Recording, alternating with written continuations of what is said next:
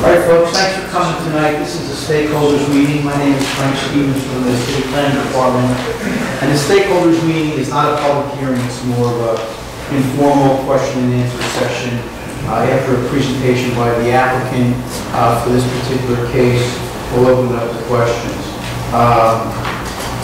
Unlike most of the cases that are processed through the city, the applications in Melford are reviewed by the City Council, and the City Council has the initial final say. If the Council doesn't approve it, it kind of stops and doesn't proceed to the county until things are resolved, unlike most applications. This subject tonight is for retail component in Melford. It's about 58,000 square feet of retail. Spread over 5 buildings along Melford Boulevard and a new road that's to be constructed called East-West Boulevard. So the applicant's going to run through a PowerPoint show, and then we can open up to questions.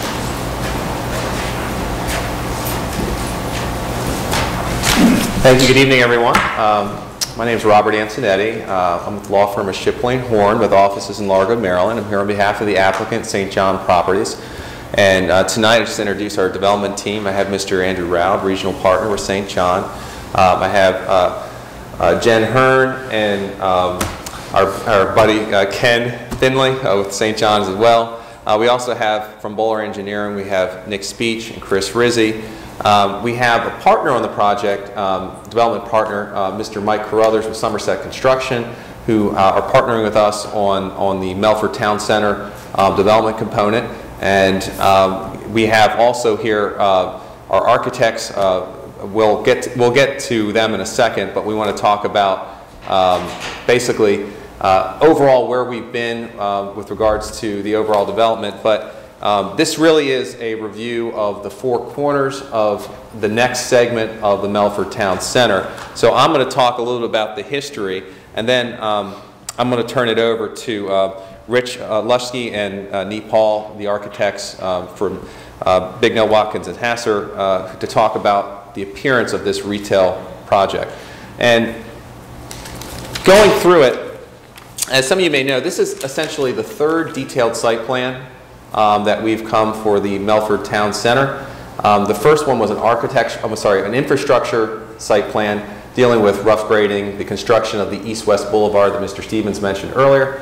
And that has gone through the city process, and that is now pending with the Maryland National Capital Park and Planning Commission.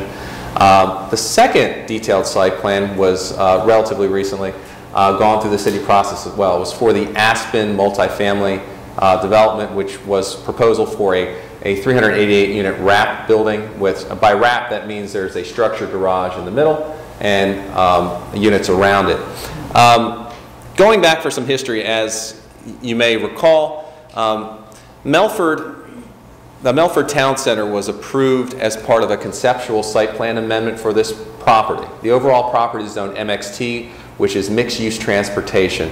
It basically contemplates a mix of uses, including but not limited to retail, residential units, and commercial office uses.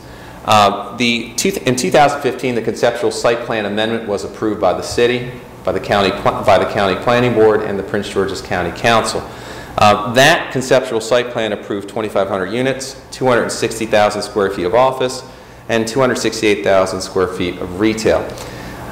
Whittling that down further, in 2017, on our next slide, we had approval of a preliminary plan of subdivision. That preliminary plan of subdivision looked at the provision of public facilities for the entire Melford Town Center project, including transportation, schools, fire and police response times. And from the 2015 plan to the 2017 preliminary plan of subdivision, the residential units proposed for overall Melford Town Center is 1,793 units, 124,500 square feet of commercial retail, and 235,000 square feet of additional office. And those were maximum levels of development that were allowed. What we're now in are the detailed site plan phase, which is the next iteration of entitlement under the MXT zone. And as I mentioned, this is the 3rd detailed site plan proposal to come through the city process as premised under the covenants that control this property between the developer and the city of Bowie. So tonight we're here for what's called the Retail Village East.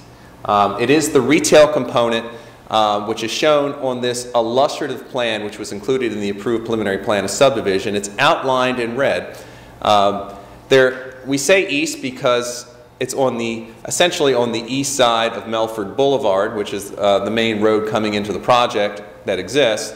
To the west is a future phase, which are shown by the red buildings on that exhibit, and outlined in blue. That will be the future Retail Village West. That's not what we're here for tonight, but we will have to come back with another detailed site plan to show what's proposed in there. If we can go to the next slide. What you see right here is a black and white plan. This is actually basically an insert or a tight view of the detailed site plan itself. It's not particularly exciting to look at. It is a black and white engineering plan, and that is meant really to show that this is essentially what the city and the county ultimately will be approving, the layout of where these buildings for the Retail Village East will be. And we're proposing 5 buildings, and I'll let Rich talk about those and how they're oriented and how the architecture, once presented, respects some of the historic elements on the Melford site, including the Melford house itself. But here gives you an idea of the circulation patterns, the provision of parking closest to the buildings, and basically where the footprints of these 5 buildings are going to be. As Rich is going to explain, while there's 5 building footprints proposed, for architectural purposes, we're only proposing 3 buildings within the Retail Village West. Retail Village East. The building 4 and 5, which is the building to the north, most to the north, and most to the south. Those are going to be purpose-built buildings. One for a very nice tablecloth standalone restaurant user, but that user hasn't been identified yet. And the lower building is going to be also a general retail commercial building, and that will be built once an identified tenant is made for that. And then we'll come back again with a detailed site plan and resume with the city process as an amendment of this specific detailed site plan. Let me go to the next slide. Here we're getting into a more prettier picture. Again, it's not, it takes the detailed site plan layout for the Retail Village East, and it shows how the building would look like with landscaping, planning, parking. The main artery is a road that's going to be constructed on the south portion of the pond. There is the East-West Boulevard, which has been a main organizing element for the Melford Town Center since its conception as part of the Conceptual Site Plan approval in 2015. That road is going to be built as part of the first detailed site plan that's gone through the city process, which is part of the main infrastructure for the overall project. But that is going to give us the main east-west orientation, and the Retail Village East is straddled on both sides of that. Just to the north of the East-West Boulevard, you have the kind of a linear park, which is kind of an opening to the pond. The pond currently, if any of you folks have actually utilized the amenities there, there is a nice walking trail around the pond. This is going to connect and interact with that, and it's going to allow visitors and people that utilize the commercial facilities to basically hop across the East-West Boulevard on our many street crossings and utilize that path as an amenity to the park. So with that, that's kind of the general overview. I'll let Rich come up and kind of orient you to the specifics of the square footage, the architecture, particularly for the 3 buildings proposed as part of the specifics of this detailed site plan. After that, turn it open to questions. Again, this is more not a super formal presentation, and we mean to have a conversation with you, answer your questions to the best of our ability, and thank you for coming out tonight. So, Rich, if you can come up and we'll let you go through your presentation.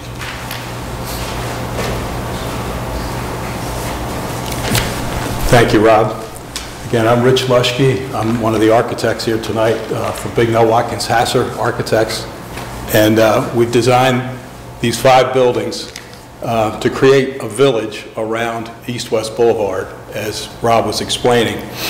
We tried to keep the footprints relatively small. You can see the Melford house off to the right. that's not part of this project, but we're trying to respect the Melford House and recall some of the elements in that, and Nee will speak to that in a little more detail in a few minutes. So the main three buildings, Melford Boulevard, everybody is familiar with that, coming in from 301. You would enter the site, the first entrance to the site is East-West Boulevard. The first building on your right, we're calling Building 1. The next one to that is Building 2, and then Building 3, all along the east side of East-West Boulevard. The building to the north, as Rob said, is a single-purpose user that we haven't identified yet, and the Building 5 along Melford Boulevard is the last of the 5 buildings for this village. So we have 2 main parking fields, one on the north related to Building 4, and then one surrounded by the other 4 buildings.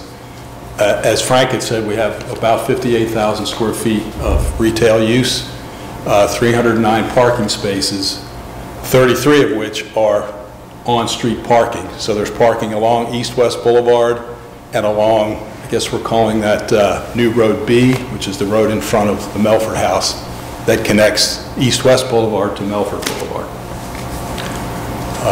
So we've got adequate parking for both of these.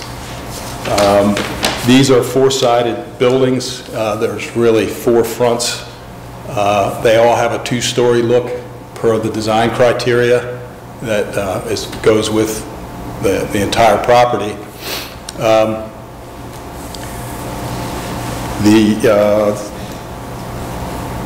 More of the detail of the buildings will come in a few minutes from Nee. This is a view at the entrance to East-West Boulevard. So it shows an entrance wall. You can see it says Melford Town Center there on the left. The walkway on the left side, or the west side of East-West Boulevard, we're calling a promenade. It's a wider walkway. This sidewalk here is a little narrower because of a decel lane coming out of East-West Boulevard. On the right side, in front of the buildings, it's about a 10-foot wide walkway. Ample opportunities for benches, street furniture. We've got street trees, street lighting. On the left side, you'll see, let's go to the next one. You can see this brick pier on the left side of the drawing. That's a typical pier connected with metal fencing, so there's good visibility towards the pond. This area where the camera is pausing is a terrace overlooking. If we were to turn around 180 degrees, you'd be overlooking the pond. This view looks back towards Building 1 on the right, Building 2 on the left, at a fairly narrow mews that connects through the parking lot on the other side of these buildings. And you can see umbrellas and tables. There's ample opportunity for outdoor activity. We showed some Tivoli lighting connecting the 2 buildings. So this is about the midpoint of the promenade. Next slide, please. So this is the next pause point. On your right is a gazebo. It's the second terrace that overlooks the pond. The gazebo picks up some of the detailing from the Melford House. And just out of the picture to the left is the entrance drive. So when you're coming down East-West Boulevard, that's your first opportunity to turn and park on the other side of these buildings, the main parking field. You can see there's wide crosswalks connecting across that drive to the pavilion. Next. This is more or less standing in the same place, but turning around the other way, looking east along East-West Boulevard. That's building number 3 to the right, and sort of ghosted in the background is the future building number 4. You can see the edge of the gazebo there, and again, there's another outdoor space adjacent to building 3 that has a little bit more defined hardscapes and built-in seating on brick walls, some more of the metal fencing, and again, crosswalks to make it easy for people to get back and forth. Next. So the pavilion is also the main entrance way to the existing path around the pond. And this would be that walkway going down towards a landing, sort of in the middle of the drawing. And at that point, you have a decision. You could either make a U-turn and go down a stairway that connects to the path, or you can keep going, and there's an ADA compliant path that connects with the existing trailway. And with that, I'll introduce Neat Paul, my partner, to talk more about the architecture.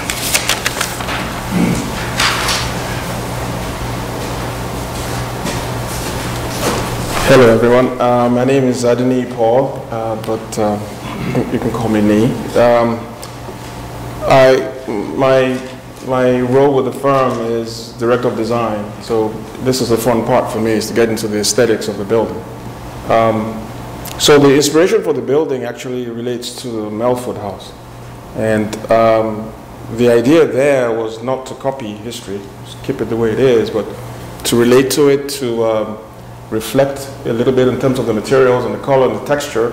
And so therefore, the idea was if we create architecture that's in harmony with that building, I think what we end up with is a village that would have consistent building and design aesthetics all the way around.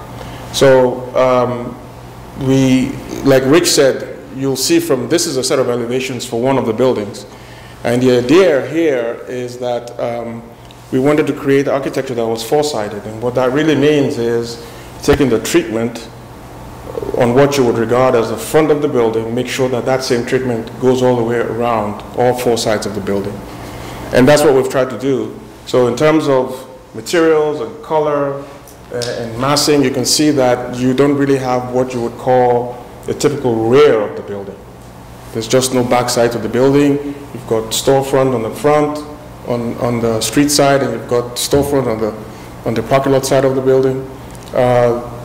The challenge for us as architects is to make sure that we blend the service parts of the building. But it's, for as far as the community is concerned, it's terrific to have architecture that takes you all the way around. And the nature of it, like Rich said earlier too, was that you can see there's a two-story character to it. And the great thing about this is when we'll show you other slides later on, you'll see what it does across the lake. It just gives you a nice facade that really helps the street architecture. And it's practical because it helps us to hide the rooftop units. And this is a great thing. We design a lot of buildings, and the worst thing is rooftop units sitting up there. So I think we do that quite well in this building. I think the scale of it works out pretty well. And so if you can slide to the next, we'll skip the rest of the elevations because I think you get a sense of how the character of the buildings work.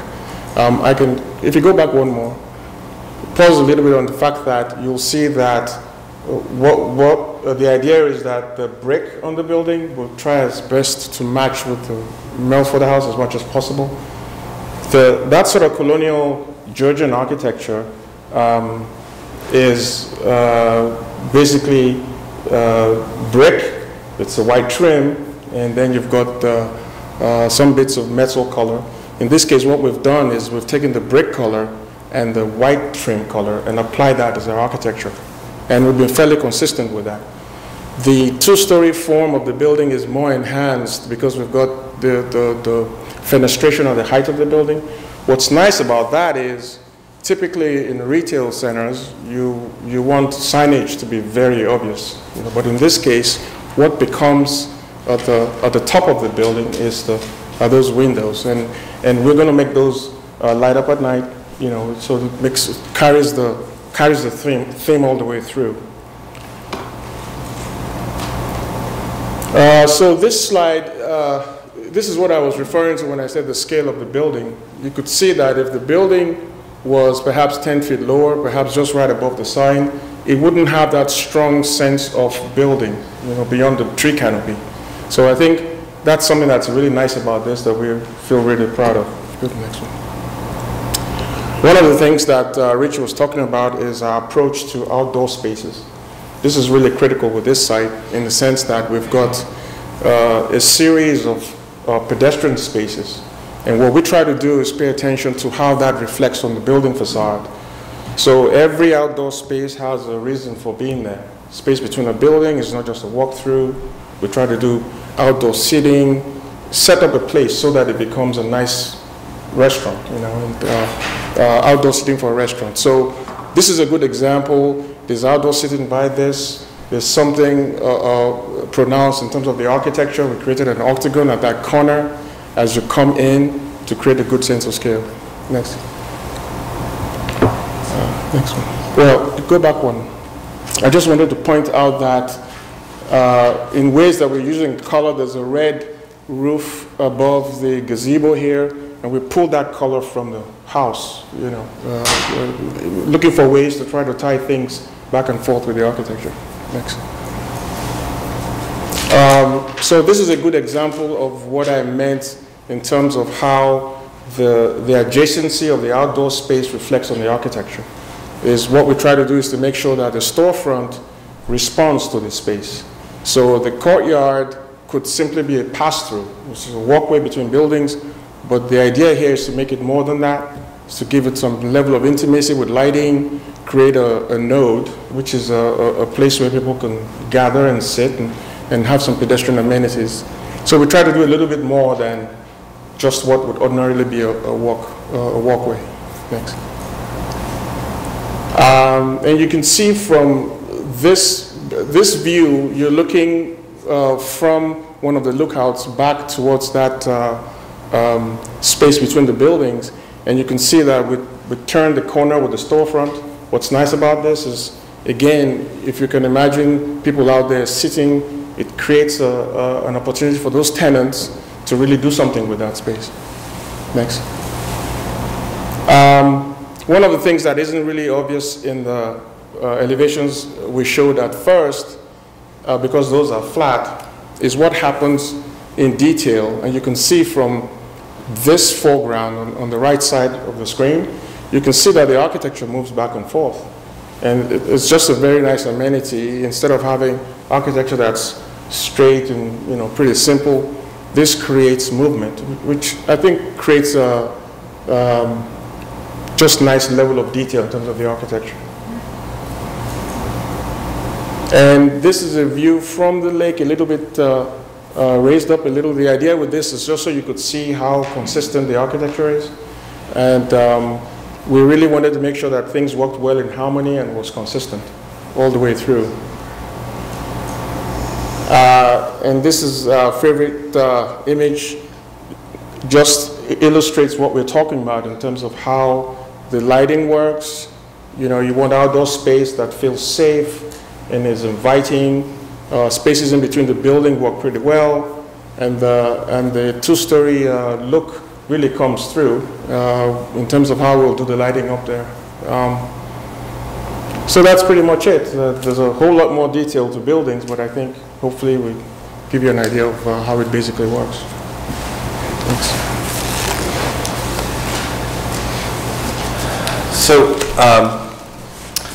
So in essence, that we've tried to walk you around the buildings, the development, or at least this segment of the overall Melford Town Center development. And at this point, as I said, it's meant to be more of a question and answer. I'm more than happy to try and answer any questions you may have or any comments you may have regarding what's being proposed. Yes, ma'am? So what are those buildings right there? So it's 1, 2, 4, and 5? 1 and 2. 1 on the right, 2 on the left. And so in relationship to the Census Bureau, where's the Census Bureau going in this? The Census Bureau is well beyond behind these. If we go back to the plan view, Nick, we could give a little more perspective. So the buildings you were talking about, buildings 1 and 2, are up against the east-west boulevard. And the Census Bureau, I believe, is essentially through that parking lot across Melford Boulevard on the south end there. Where St. John's words are? Essentially. A bit more setback with the fence and all that, but yes. And so you're just going to do 1 and 2 for now? 1, 2, and 3. And which one is 3? 3 is, again, on the south side of the east-west boulevard. And how many parking places are there? Within the actual, behind the buildings and where on the north side of the road where the restaurant pad's going to go, it's over 300 spaces. But also, too, within close proximity, is the future Retail Village West, which actually is an existing parking facility for Melford 2, which is the 150,000 square foot office building. Just a little bit of history. In front of Melford 2, which is highlighted there with the Retail Village West, St. John had the ability to build 28,000 square feet of commercial there for many, many years. But that was before the mixed-use concept for the Melford Town Center was on board, and there really was no interest by any retailers to want to locate there. I mention that because the design of that parking lot and that parking field was meant to be quite expansive and to overpark the need for the office building itself in anticipation of a complementary retail element in the future, which didn't materialize.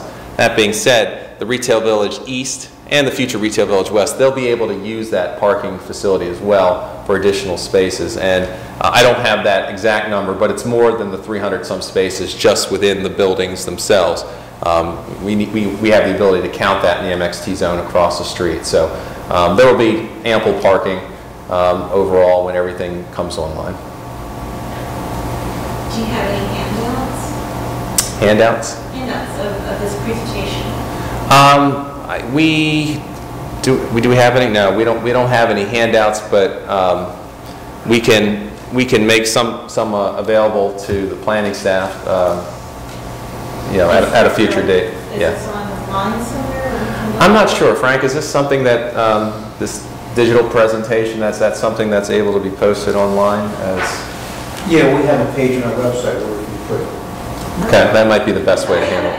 I have trouble seeing that far, which is why I didn't follow what buildings Right. you're talking about. Right. Yeah, and yes, ma'am. Do you have any prospects for those buildings, for that retail? I'll let Mr. Roud. Or something like that? I mean, it's right now, to be honest with you, it's a little early, but it's the same, it's the usual suspects. It's going to be a high-end restaurant. And the reason I don't like saying names is because everyone's going to say, oh, you said they're coming, but similar to things like a Clyde's or similar to like Copper Canyon, that type of thing in the bigger building. And then the small one would be the coffee shops, dry cleaner, sort of the neighborhood convenience stuff, and that's what people want. You know, there won't be a Harris Teeter here, it's not big enough, but we would like to try to get a neighborhood grocer. We're still trying for that. But the stuff that you want, where you just come out of your apartment, you walk down, you get the stuff, and you go back. Or your office. Your office, yeah. But that's the other thing, Rob is right. One of the whole reasons that to the genesis of why we're here tonight was we did have approval for 28,000 feet since 06. Mm-hmm. So those 3 retail pads right in front of the 2 giant, we couldn't get them going because there was no interest because there weren't enough people here. So with the office product being about 60% occupied, that was sort of pushing this whole sort of rooftop quest that we've been on. So now that we populate it, now these retailers will start to come. So it serves 2 purposes. One, it sort of re-engages the office component, gets people motivated not to leave, and so that it'll provide amenities for those people. Because right now, when you're in the office park, there's only one little deli, and I don't want to say it's about 1,200 square feet. It's tiny. And since I've been here, I think it's had 3 different ownerships. So it really does struggle. A closing company, a title company told me too that whenever they have a closing, there's always a delay, something's wrong with the bank. And so the people have to leave and they go down to Bowie Town Center or wherever they go and they get late coming back. And so this whole program will be there to sort of reactivate the whole site and give people somewhere to go. Because right now they don't know where to go. But did you just say that there was 60% occupancy in the office buildings? Yes. And you think that this commercial establishments that you're going to have is going to attract more people to check? Absolutely. I mean, we're already in discussions with larger tenants. I mean, that was one of the problems is that there was no amenitization for the tenants. So now there's a program where they know that something's coming. And how will that affect the traffic pattern coming out of Melford onto Route 3?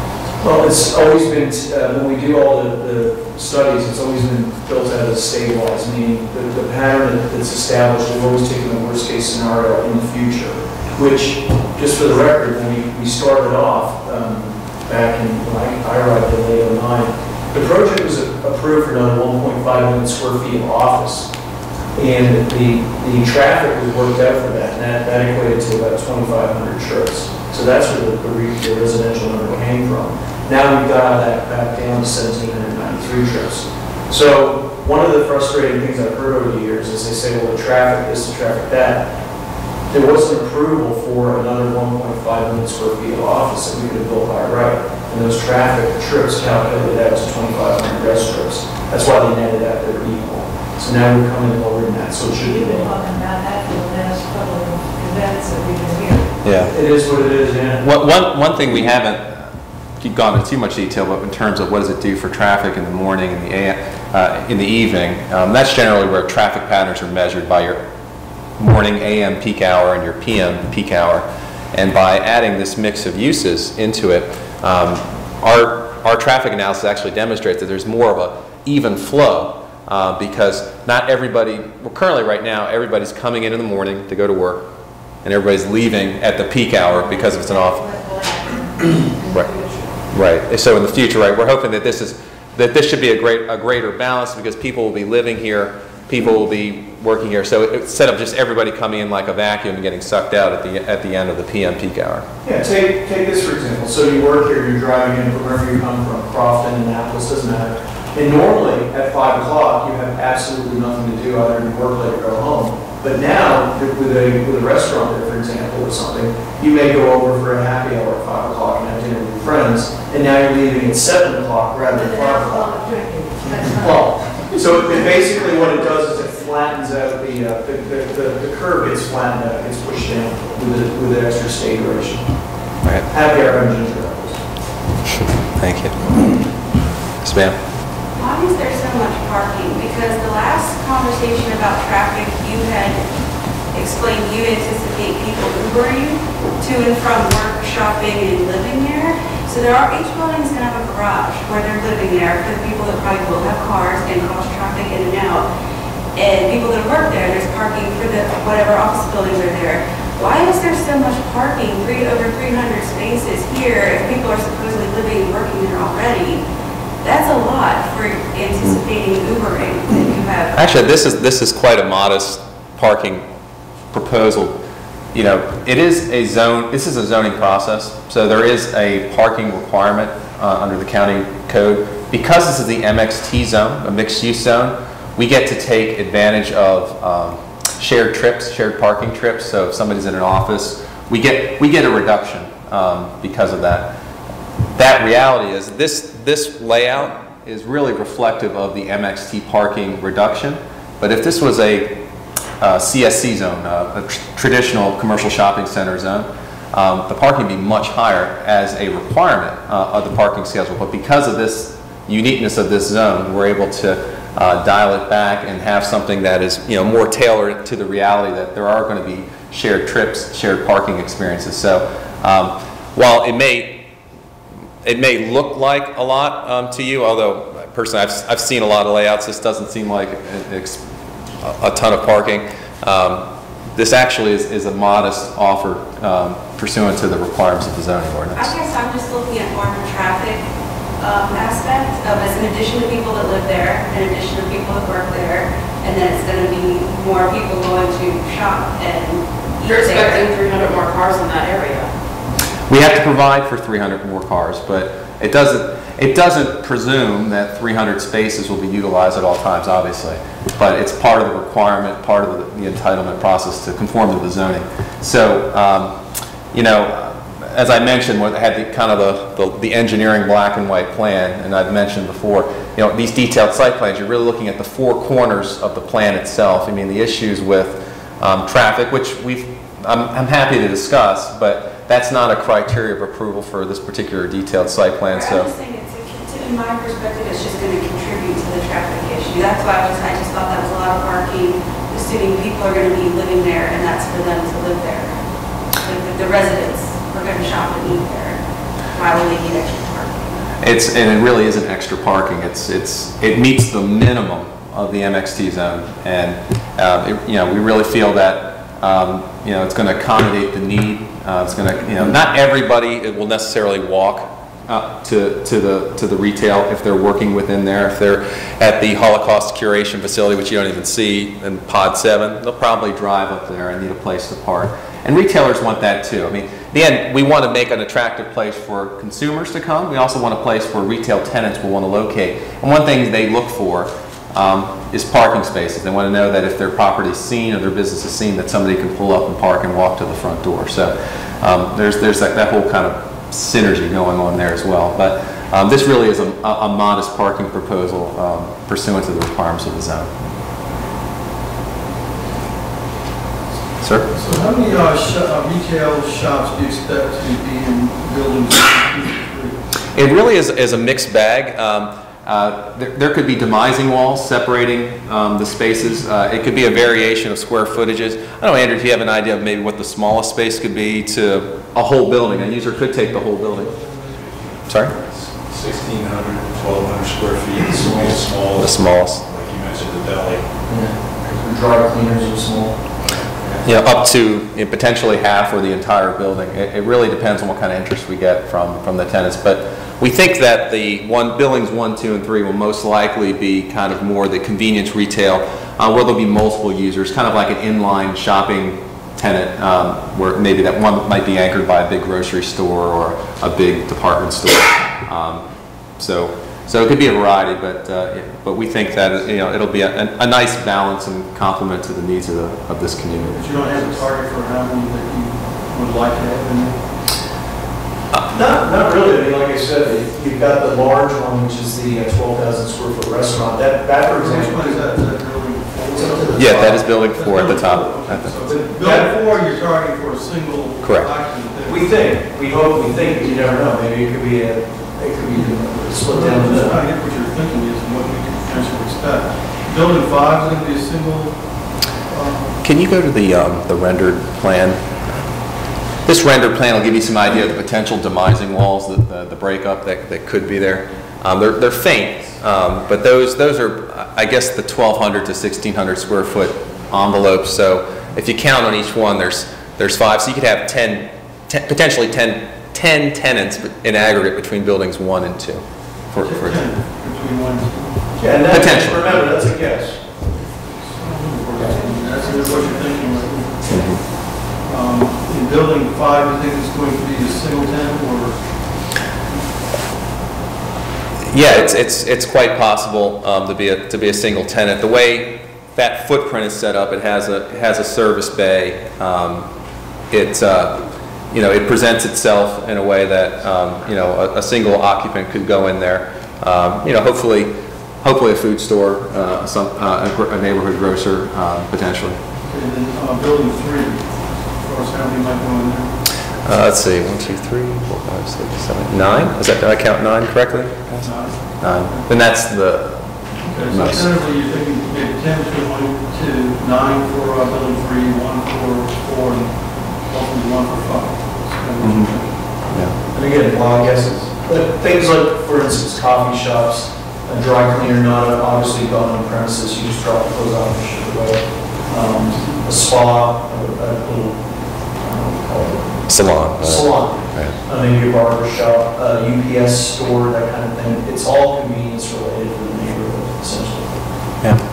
When would you know what businesses are going to be filling there? So like say you build all this and they sit empty again or partially empty, which is your problem with the other property, would you have an idea of who's leasing them after they're already built and try to fill them? Or do you have an idea, like once you get further into the project, who's going to take spaces? For buildings 1, 2, and 3, where they're going to be built as spec buildings, so they'll have the appearance and the architecture shown here, and they can accommodate any tenant during the active marketing sessions that'll follow this detailed site plan.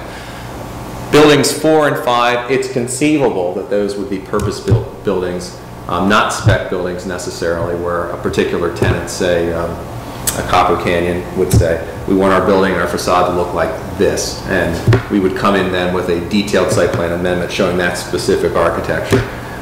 So that's, we're looking to kind of build equity in the site, get buildings 1, 2, and 3 going, get them populated with inline tenants. And it doesn't matter who that tenant is because the architecture is going to look the same. The signage and the marks for the particular user will look different. But then that should build energy for buildings 4 and 5. Hopefully that will have a user come in, will have purpose built buildings specific to them. Sir.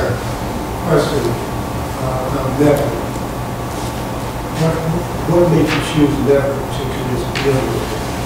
What made you decide that building that Bowie Town Center right here, and basically it could be restructured? Because now if you do this, you can eventually even get more stores and so forth already leaving. So I think that's a different thing. That's a shopping center. It's a regional shopping center. This is more or less a local 58,000 square foot amenity built for the little village itself. Remember, we have 1.5 million square feet of office, and then the balance of the residential, 1,700 units, let's call it. That's the community that this serves.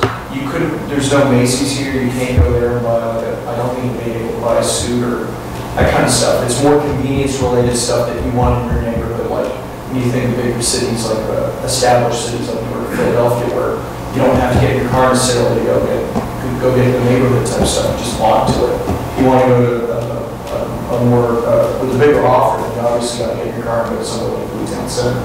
It's a different thing. At the same time, because basically is in this area, the Melford Town Center, so they would be coming over to that. They basically sit around. It's possible. We're not precluding the use of it for folks like that, but it's really, again, designed to fit and service the needs of the folks, the workers, the residents in this particular mixed-use project. So, Melford, yeah.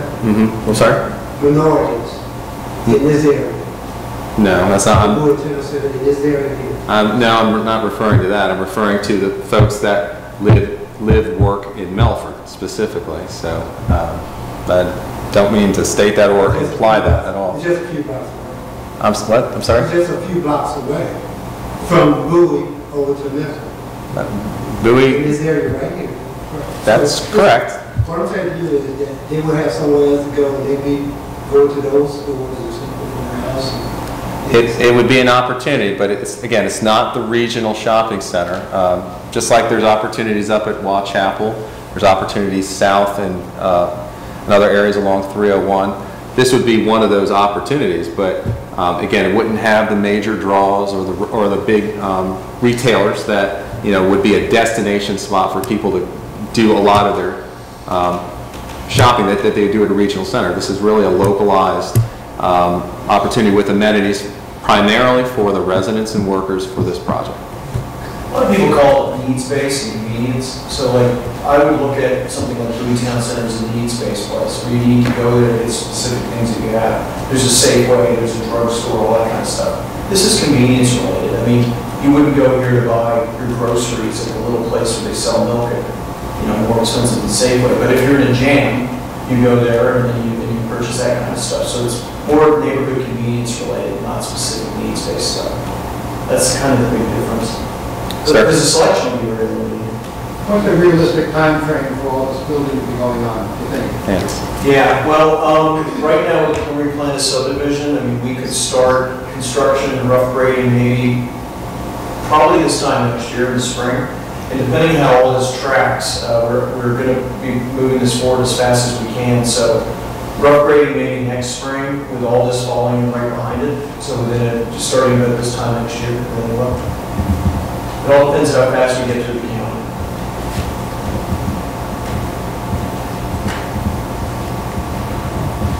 Yes, ma'am. Basically, why isn't there all need to come to stakeholders meetings when most of this has already been precluded? Well, it hasn't. I mean, there's a process. We have to go through the zoning procedure. We have to adhere to the covenants. What you're seeing here, this is meant to look at this particular application type. It is required by our covenants to come to the city first, and it requires us to go through the process. And then But it's a shame that there's nine of you all from St. John's and probably 10 from the city of Bowie represented here tonight. We've had varying crowd sizes, as you can imagine, over the years. So It happened the last time we all were together with the stakeholders. we've had the room. And Aspen is now on the building There's still a county process. It's not a fait accompli. We have to make our best proposal, and we're going through the process. We didn't design the process, but we're going to adhere to it. Going with the program. Yeah, absolutely. You know, and to get here, I talked to my partner Mike over there. I mean, up until Mike got involved, we had 30 plus hours of videotaping to watch over the last 4 years on this, going through all sorts of hearings, the Bowie Advisory Planning Board, Council, lots and lots and lots of them. But basically, you haven't even been able to lease all of your buildings over there now. Which is the whole point. That's the whole point. Why we've been on this sort of mission. Well, this particular kind of mission isn't going to draw that many people to be working in those buildings. I think it gives them at least an opportunity. I mean, if you sit there and say, would you like to come to this park with 1 million square feet and see cobwebs and what do you call those tumbleweeds rolling down the street? That's one thing, going to something that's sort of activated with people. What is happening now in Bowie itself are stores being vacated because currently there's not the interest. I think what that might show, and it's something that part of those 30 hours of videotape, when we look to reposition the property, I think what we demonstrated through our proposals, through our evidence and our witnesses and our planners is that, mixed use is not a fad. The project that struggle the most in suburban neighborhoods are kind of single-use projects, all office, all retail, because there's pressures from other newer projects in Annapolis, in Howard County, in Northern Virginia, in Montgomery County. There's these mixed-use projects that have, a residential component, an office component, and retail where people have the opportunity to do many things in one spot. So that is the next best hope for Melford to reposition itself and get itself out of the vacancy rates that they're struggling with right now. If St. John is really, we talked about spec buildings versus purpose-built buildings. Because of St. John's portfolio, they've been able to build buildings in advance where other developers, such as the ones that own Melford or the University of Maryland Science and Technology Center before, they couldn't develop. Well, St. John had the wherewithal to actually build buildings even without tenants already in it. In a way, they're kind of taking it on the chin because they thought they would lease up and they'd be able to occupy it. But 60–70% occupancy rates aren't very good at all, and something needs to change. And given all the indications for how successful projects in the Washington metropolitan area have developed, it's mixed use. That's the overwhelming resonating theme, that it's mixed use that is what works. So I hope on this one It's not going to change a thing. I hope you're wrong, but I mean, you're entitled to your opinion. We're pledging that it will, and we're thinking very optimistic. It's a hopeful situation. I mean, with the hotel coming, I remember years ago, it was probably in 11, I can't remember the tenant now, I think it was Harris, and we were talking to those people about taking a whole floor in Melford, 1 or 2, a 25,000 foot floor plate. You know why they didn't take it? There were no hotels around. They said, well, when our people come for a conference and we got them here, what do they do at night? It was like, there's nothing they could do. So now with Ernest Murphy coming, Dr. Murphy's putting up the Marriott courtyard right there, literally right across the pond. Now there's a place for those people, but now with a restaurant, he's going to have a restaurant in his small restaurant in the hotel. But now you can say to the people coming in for the conference, okay, well, look, you can go over to we're not saying Copper Canyon's coming, it isn't. But go over to Copper Canyon, have dinner. If you need to pick up this, that, the other, you're dry cleaning here for 3 days. Like now you have the opportunity. Before you had no opportunity. So the kind of, Rob's right, in these suburban office parks, I go to conference after conference on it. They're all dying. So this is the way to reimagine them and reinvigorate them. So you kind of answered a question about the time frame for this starting next spring, but the residential buildings, 2 of them have already started. So will they be completed before this starts? Well, one is a senior assisted living facility. it's technically an institutional use under our zoning ordinance, but yes, that's broken ground, it's under construction. I think they'll be open in the late fall of this year. So they won't have any of this though, so they'll be coming. They will have, well, when... Not the retail space won't be there, so they'll be coming. That's right. But they located here because of the anticipation. Actually, Mr. Saban was here testifying for the Aspen building. And that's essentially what he said. You know, anything I can do to help get the rest of the mixed-use project going. We bought into Melford in anticipation of these things coming. So let's by all means move it forward. The first building, the senior living or assisted living, will be done this fall. Yeah, That's the hotel and the assisted living are both under construction, and both of those people I talked to quite a bit, they both think they're going to come online around November. Both of them at the same time. So assisted living has nothing to do with St. John's? No. I mean, we developed the parcel, and then I guess about a year or so ago, we sold them that one parcel, but we worked closely with them. At the last hearing for the Aspen, Charlie Saban got up and spoke. I was here for the Aspen. So he got up and spoke. Pardon me? Sorry? Saying the hotel was not on St. John's Wolf's. No, they were sold by St. John as to individual users, developers. Because I wasn't involved, I didn't hear anything as far as the hotel going up is concerned, and I can see that building from my back window. So, and when they put those lights on that thing, it's going to be like the landing field. Matter of fact, I can see the lights from your building in the back. So once you all put in that little 1, 2, and 3, and you put the lights there, I can't wait for the helicopters to land. Well, I mean, all lighting will be full cutoff optics, and they're directed and shielded lights, as are the requirements. I'm not sure what the hotel's doing because I'm not sure what the hotel's doing in regards to lighting. That's not our project, but I'm sure that they. I hope the lights go the other way. That's all. Well, yeah. Well, they should be directed towards the parking field, towards the property, but Not the backyard. that's correct. Any other questions? Yes, ma'am. I think it still comes back to this whole project is overwhelmingly huge in its entirety. And I still don't see that any traffic solutions, I don't see any road improvements. I still, in my mind, can't get over the fact you want to build a sky bridge to our neighborhood single-family homes. We're not. There's no bridge. We tried to clarify that at the last hearing. There's no pedestrian bridge. It's a sidewalk connection that's to go under the bridge span. It's not a tunnel, but along the existing right-of-way. But there's no elevated bridge such as you see over 197. But why do we need that at all? I mean, are you expecting everybody in the Aspen and the senior living to come over and I mean, that's self-contained for them to walk around. Why do they need to walk over to where I live?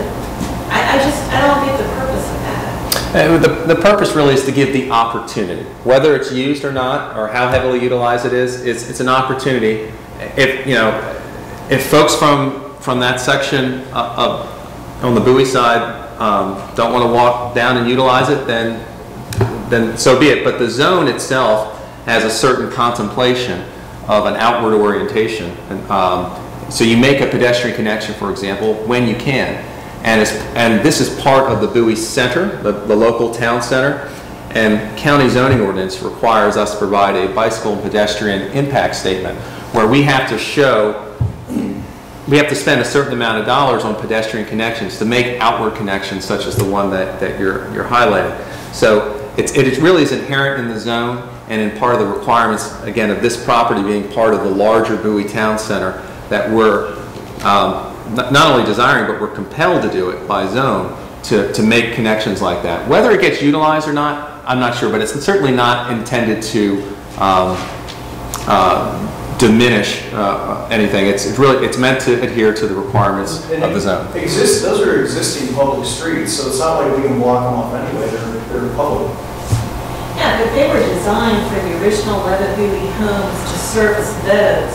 This is the mega project for hell right across the street, and we don't need 8,000 plus cars a day zipping back and forth on our little residential streets, where our children cross the street to play with their friends or walk their pets and can potentially get, hit or, hopefully not injured or whatever. But I mean, the possibilities exist because this is going to be a huge amount of traffic coming over. And now you're going to have people running down the road on the sidewalk as well. I mean, I don't understand this whole part of it. And I don't understand why you're not required to have people coming in and out of your complex turn left or right on the 301. And if you really want to support code, are you putting a bicycle lane in on 301? So that when you come out of Melford, you're going to be able to go up or down 301 in a bike lane? There is a bike lane on 301. I would never go on it, but there's a bike lane. We're not required to do that. Going north, there's not. It is going. There is one going north. Isn't there, Chris? I believe. I can't. You see the striping? It's amazing. You see it like I don't know who would be on a freeway riding a bicycle necessarily because that's not ideal. That's predominantly for vehicles. You want these people to not have cars. You're giving people a negative opportunity to come down to our neighborhoods and come to our houses. Why don't you make that sidewalk going to Target where they can go shop some more? The point of having the mix of use, look, the only chance that folks will have the ability to live and work in the same spot is if you have a mix of uses. If you don't have that mix, there's zero chance that will happen. So I don't agree with your assessment. I think the philosophy behind this is just that. We're meant to have opportunities for people to occupy the same space, but share that space with different uses. That's what we're introducing. That's what this detailed site plan is, the next phase of that, the retail component of it. But you're neglecting to acknowledge the fact that we bought our home without this existing. We didn't want that there. And no offense to Rich and the architects who, I mean, it could look like the Taj Mahal. We still don't want it there. We don't want the traffic problems and maybe an increase in crime or whatever else it's going to bring. We don't want to be part of that. Fair enough. And I've said before, and I don't want to seem non-sympathetic to unsympathetic to the traffic situation. There is a significant traffic scenario going down the 301 corridor. That is understood. But what is also we've tried to explain historically, since the 80s, this project has been upzoned from a rural field to something for a significant employment sector. Several million square feet of employment was contemplated. That's why in the 80s, there was a significant road interchange ramp system paid for by the state of Maryland to allow users to come in and out of this site. So I understand that now we're coming forward and we're kind of utilizing that infrastructure. We're taking advantage of the trips that were planned decades ago, which we're allowed to do under the zone. But now you're seeing a regional traffic situation, contributors from Anne Arundel County to other areas. That exists. I'm not downplaying that. But in terms of code compliance, which was tested during our preliminary plan of subdivision, which that's the application which tests these particular things, traffic, fire, police response times, pedestrian adequacy. We've met all those tests. We've either made the improvements to the road network or we're making additional improvements to the road network to meet our obligation as a developer for this project. Again, that project's been planned for decades. We're just now seeing, I guess, the fruit or the vehicles that would be generated from development. It just so happens it's a mix of use as opposed to just to a single office use. But that's been on the books for a long time. That's a shame. We spent $3 or $4 million building it. Let's say we threw it all in the year we did it, and then we wouldn't be talking about it today because you'd all say, "Oh, great, you guys put your $3 or $4 million in your traffic that you caused. Go for it." Well, we did that. It's just that now we caught up to it. So that's the problem. So those chits and those get out of jail token things that we have, now we're saying, look, we spent that money 7 or 8, 10 years ago, and now we're using it. There was just such a delay. Well, there was an intent that those improvements would spur office development, that the tenants would come in, but as we talked about the occupancy rate, it just hasn't happened. And it's been that way for at least a decade in terms of suboptimal occupancy rates. It can't continue that way. We have to be able to move this project forward to increase increase the viability of all aspects of the Melford Town Center. And then when I also, man, the thing about the people going to Target, don't forget, these people that are going to be living here are making probably $90,000 a year. They're spending $2,000 on an apartment. I just randomly pulled up a property on Kinderbrook, sorry, and at $285,000 for the price of that home, called $300,000, you're looking at a $1,500 a month mortgage. So people are choosing by choice to rent. That's what the whole thing with the millennials is. So they would prefer to spend $2,000 to rent the place, making $90,000 a year, than go and buy a home and have a $1,500 mortgage. So those people are good people. They're an asset to the community and to the region. So just want to clarify that. Cars through my streets are not. Yeah, but if I built the $1.5 million of office that I could do by right, and I could have done by right for the past 10, 15 years, you'd have more cars going through it. And again, they all had their approvals and their entitlements in place. So I would prefer it because it would have been Monday through Friday. It would have been, I would already be at work when they're coming in, and then I would be coming home after they leave because I work long days. So I would have preferred that.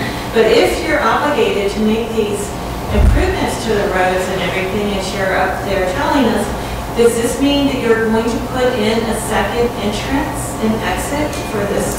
It's not possible. You can't put something on Route 50? No. Or you can't put a little sidewalk to somebody else's development, the side arts? Let them run over somebody else? Well, we can't change the location of where it is. Route 50 and let them run over there and play their yards? I mean, I'm not looking forward to any part of this. I understand. And you're not really selling it to us because you're not making the type of improvements that we're asking. Well, ma'am, you're asking for improvements that aren't possible or completely not feasible. If you're asking for another, you don't just put an entrance on 50. That would require a full interchange that would need to be approved by the Federal Highway Administration, State Highway. You're talking about something that probably be worth 50 to 75% of the entire value of the project. That just won't happen. It's not realistic. Done. They did that. That was the result of all the interchange work that was already done in anticipation of the overall project back in the day. So can you, from your one entrance, can you make people go left or right and not cut through Bel Air? No, we cannot. Those are public right-of-ways. We can't make. I know. That would seem to be an easy fix, but it's in the public domain. The people that work there, St. John is a property owner, folks that live there. I mean, St. John is I think is the largest taxpayer in the city of Bowie. I mean, so they have the ability to utilize the infrastructure. But that being said, again, it's the concept of mixed use having the possibility of people not having to get in their car as frequently as they would otherwise. Is more of a reality by having a mixed-use presence, and this is the next step, and allowing that, having this Retail Village East proposal in the detailed site plan. Yeah. I thought that there were restrictions on the single point of access that you had to basically get the fire department and people like that to basically agree that they could live with the single point access to overcome whatever the code limitations were. We didn't have. From the city and the counties. No, there was no requirement that we get them to agree to the adequacy.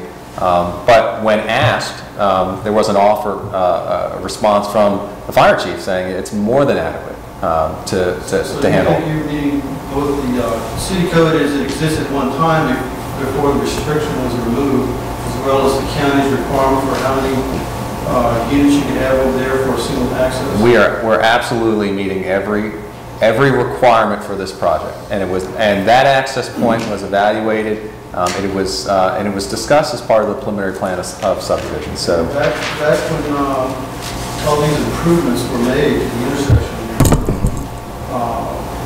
did the traffic studies and basically support the large retail space square footage that you mentioned? Absolutely. So that was present at that time when they approved. So they the traffic flow was at that time. They agreed a decade ago that a single point of access was sufficient for the traffic going in and out. It was significant for many million square feet more of office, and we basically took the trips that were available for that and went ahead and utilized it for the trips that would be generated from this mix of uses. So it's a repurposing of those trips essentially.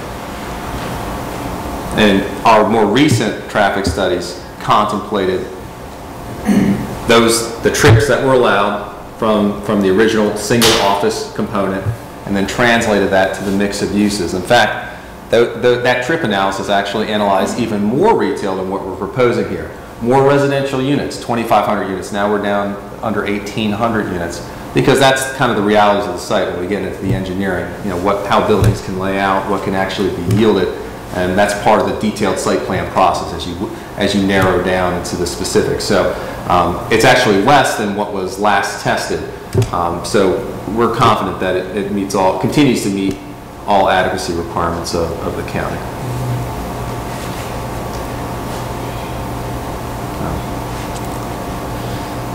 Are there any other questions? Sir? Are the traffic circles going to remain, or are those going to be replaced with lights? The traffic circles will remain to a point until full signals are warranted. So right now, given that we're kind of in the beginnings of the mix of uses, the circles as tested for this use and the Aspen, the circles are still adequate, so they'll remain. But there will come a point when, you know, further detailed site plans will come. We're required to look at every detailed site plan as to whether or not the circle at Melford Boulevard and Science Drive is adequate. But at some point in the future, it will come out and it will be a fully signalized intersection. And I'm just curious, where did you come up with the $2,000 rental for the tenants? And how is that feasible? That's a typical rent for something like this product. It's based on the type of product that you'd be building or the existing customers in this area. Mike, would you want to speak to that quickly? Or? That's what we're getting for the units we're building today, and that's also market rent within this area, believe it or not. That's not higher than what's already being in a walk-up unit. The wrap is, there are no wraps in the area right now, but we're going to be competitive with the existing market. Okay. My concern was that you have a lot of office space that obviously, that didn't get rented out. And so and my previous history, I lived in DC where there were projects that were going to be condos, were going to be invested in the community, and they weren't able to sell that to the people that they thought were going to be their customers, and so they wound up being lower cost rental type devices or homes, and that wasn't quite the situation that was being portrayed originally. I don't know how you can really. It sounds like there is some logic and maybe some data to back up that this is feasible, but it concerned me knowing how much empty office space. It's like Mike said, there's not a lot of that product around here. I mean, the Harmony Place has a smaller garage, but this is a proper wrap where it really does circle and envelops it. So that's what people seem to like right now. I mean, for any assurances that St. John and Somerset, they will continue to own their properties. They don't build it, trade it off, flip it away. So in terms of maintenance, consistent presence, concern for the value of the entire park, not just the residential aspect. I mean, that's all tied together. So there's a significant vested interest in maintaining quality, maintaining cleanliness, landscaping, any other aspects of the amenities that would reflect on other aspects of the project that, again, St. John and Somerset are going to continue to own throughout it. They're going to own the retail village east. And so, again, they want to make sure that they keep up the appearances so it's an attractive thing to future tenants and customers. Okay, well, thank you very much for coming out tonight, and we'll be around if you'd like to ask any specific questions outside of this meeting. One thing I'd like to mention is that the city's public hearings will be coming up in March. On Wednesday, March 14th, will be the public hearing for this by the Bowie Advisory Planning Board. And then the city council will have a public hearing on Monday, March 19th at 8 o'clock. The APB hearings at 7 o'clock. Both of those hearings are in this room. So thanks for coming tonight. Yes, thank you very much.